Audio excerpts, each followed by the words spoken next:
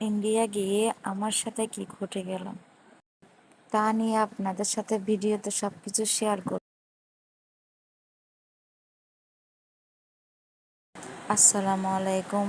আরও একটি ভিডিও নিয়ে আপনাদের সাথে শেয়ার করলাম এবং ইন্ডিয়াতে যেয়ে আমার সাথে কি ঘটলো সবকিছু আপনাদের ভিডিওর মাধ্যমে দেখাবো।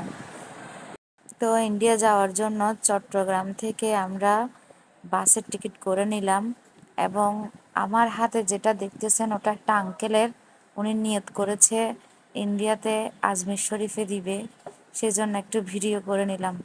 আমরা এখন বেনাপোলে চলে আসছি আর এখন বেনাপোল থেকে আমরা ইমিগ্রেশনের জন্য সিরিয়ালে দাঁড়াবো।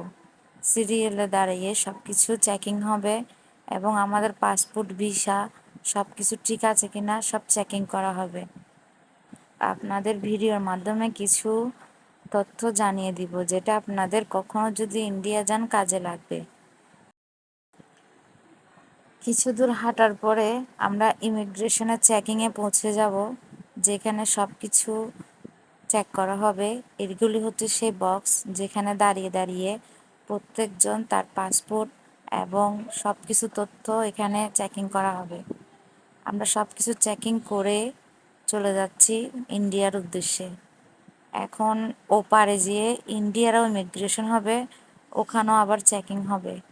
এটা আমাদের বাংলাদেশের বর্ডার, এই পাশে বাংলাদেশের বর্ডার আর ওই পাশে ইন্ডিয়ার।